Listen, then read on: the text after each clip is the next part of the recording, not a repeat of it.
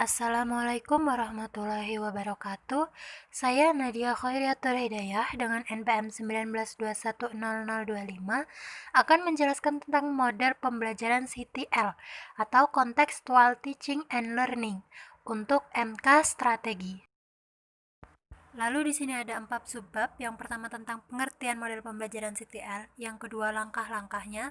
Di sini sudah saya berikan contohnya yaitu video nanti. Lalu yang ketiga komponen dan yang keempat kelebihan dan kelemahan model pembelajaran CTL-nya. Yang pertama, pengertian CTL. Pembelajaran kontekstual atau Contextual Teaching and Learning adalah konsep belajar yang membantu guru mengaitkan antara materi yang diajarkannya dengan situasi dunia nyata siswa dan mendorong siswa membuat hubungan antara pengetahuan yang dimilikinya dengan penerapan dalam kehidupan sehari-hari.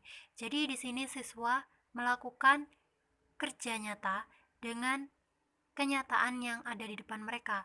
Selanjutnya, yang kedua, langkah-langkah CTL atau sinteks CTL, yaitu ada pendahuluan. Di sini guru akan menjelaskan tentang kompetensi dan tujuan pembelajaran. Lalu di lapangan, siswa akan melakukan observasi sesuai dengan kelompok yang telah ditugaskan. Lalu yang ketiga, di dalam kelas, siswa melakukan diskusi. Dan yang terakhir penutup, yaitu guru memberikan kesimpulan.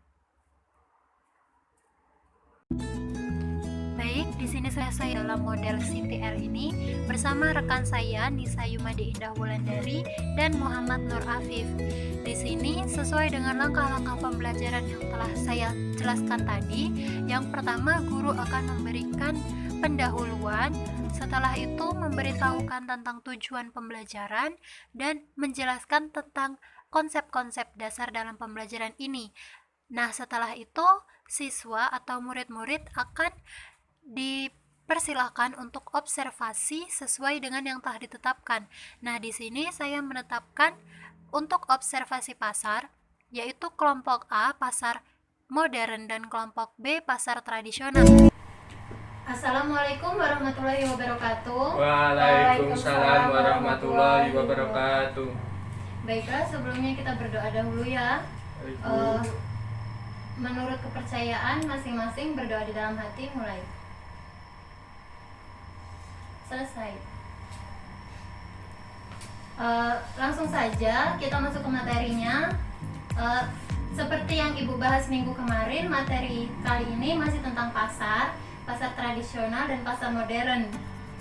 Untuk pengulasan dari pertemuan sebelumnya, Ibu bahas lagi tentang pengertiannya.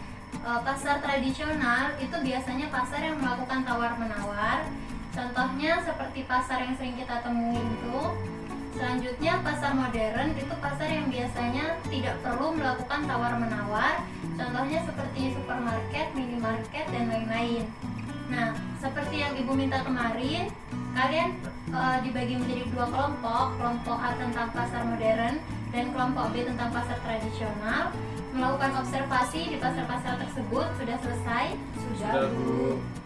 Baik, langsung saja dari kelompok A tentang pasar modern, silakan presentasi.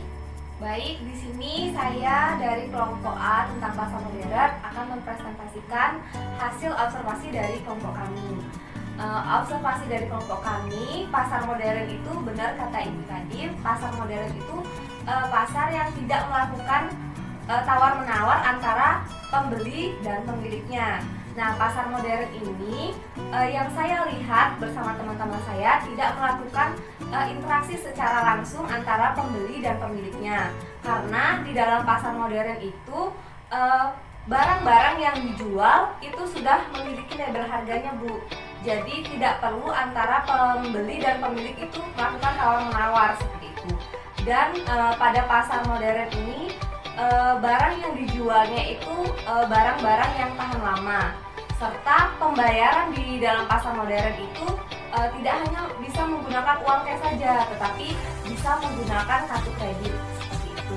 Nah, contoh dari pasar modern itu yang kami lihat itu swalayan, minimarket, dan supermarket. Cukup. Untuk kelompok B ada yang ingin ditanyakan? Baik, saya ingin bertanya kepada kelompok A, yaitu mengenai pasar modern. Nah, di Indonesia saat ini kan sedang terkena musibah, yaitu tentang virus COVID-19. Nah, bagaimana keadaan pasar modern saat ini? Apakah tetap ramai dengan pengunjung atau sepi? Baik, di sini kami dari kelompok A izin menjawab pertanyaan dari Saudara Afif. Kalau dari observasi kita, minimarket, swalayan, dan supermarket itu pasar modern masih banyak pengunjungnya karena dalam pasar modern itu protokol kesehatannya itu lengkap seperti itu, ditekankan pada protokol kesehatan, jadi tetap saja di dalam pasar modern itu tetap ramai pengunjungnya seperti itu. Baik, terima kasih. Cukup.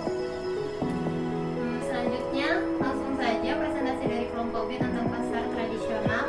Silakan. Baik, saya akan menyampaikan hasil observasi kami dari kelompok B, yaitu mengenai pasar tradisional yang telah dilakukan kemarin di pasar tradisional Metro. Nah, pasar tradisional itu bisa berbanding terbalik dari pasar modern, yaitu mulai dari tadi pasar modern tidak bisa melakukan tawar menawar, sedangkan di pasar tradisional diadakan tawar menawar dan antara penjual dan pembeli, dan pembeli pun itu bisa menawar semaksimal mungkin dan serendah mungkin.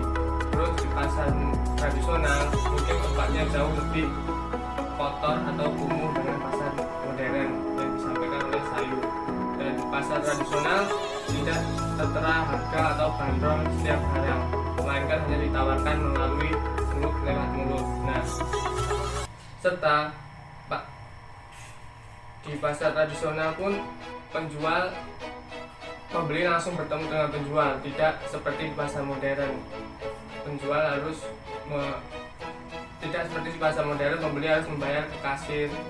Misalnya beli barangnya di bawah, kasirnya di atas. Nah, kalau di pasar modern, di pasar tradisional kita langsung bisa membeli kepada penjualnya langsung. Nah, kalau transaksi di pasar tradisional hanya bisa dilakukan melalui tunai atau cash, tidak bisa melalui ATM seperti di pasar modern. Mungkin cukup itu, Bu. Cukup. Dari kelompok A ada yang ingin ditanyakan? Baik, dari kelompok A ingin bertanya, kembali lagi ke masalah COVID.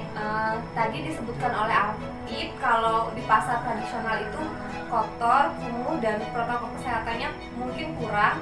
Nah, itu apakah ada ketentuannya atau seperti apa dari masyarakat atau bagaimana? Apakah masih tetap ramai sama pertanyaannya? Baik, saya akan menjawab.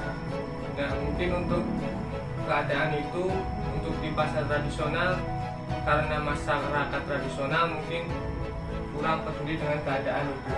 Mereka mungkin acuh, COVID nggak sampai sini. Nah, cara berpikir mereka pun mungkin seperti itu. Tapi di sana juga masih banyak yang mematuhi protokol kesehatan seperti menggunakan masker, itu mereka masih menggunakan, tapi tidak dengan seperti di pasar modern ada pengukuran suhu badan dan menggunakan hand sanitizer. Pasar tradisional mungkin ada yang menggunakan itu, tapi hanya beberapa orang, dikarenakan itu tadi pemikiran mereka yang masih kurang. Mungkin seperti itu. Cukup. Ada lagi yang ingin bertanya? Baik. Untuk pemekaran hasil observasi tentang pasar tradisional dan pasar modern, menurut Ibu sudah cukup bagus, sudah tercakup semua yang ada di dalamnya. Untuk pertemuan kemarin dan pertemuan hari ini, apakah ada yang ingin ditanyakan kepada Ibu? Baik, Ibu kasih kesimpulannya ya. Tadi seperti yang kelompok A bilang, pasar modern itu pasar yang tidak melakukan tawar-menawar, sudah sistematis, juga sudah tertera harga di setiap barangnya. Sedangkan pasar tradisional itu pasar yang melakukan tawar-menawar, tidak ada harga di setiap barangnya, dan tempatnya pun tidak berurutan, tidak sistematis. Tapi di antara kelemahan-kelemahan pasar tersebut ada kelebihannya juga kan, seperti yang tadi disebutkan. Kalau pasar modern itu sistematis tapi harganya tinggi, sedangkan pasar tradisional itu tidak sistematis tetapi harganya rendah, dapat ditawar. Nah, untuk permasalahan COVID tadi yang dibahas, kenapa pasar tradisional itu masih kurang bisa diatur untuk COVID-19? Itu karena tidak ada tempat yang pasti untuk pasar. Jadi misalnya masuk pasar ya udah masuk gitu kan. Tapi kalau untuk pasar modern sebelum masuk kan lewat satu pintu. Nah di situ harus menggunakan masker. Jadi semuanya sistematis, bisa terukur bagaimana protokol COVID-19-nya.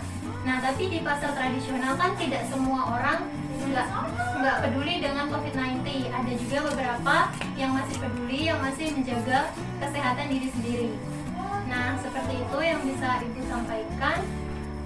Cukup untuk materi tentang pasar tradisional dan pasar modern.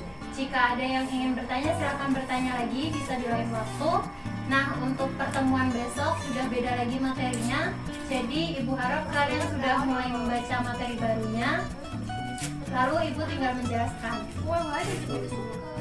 Baik, berhubung waktunya sudah habis, langsung saja kita akhiri. Ibu pamit diri, undur diri. Wassalamualaikum warahmatullahi wabarakatuh. Waalaikumsalam warahmatullahi wabarakatuh.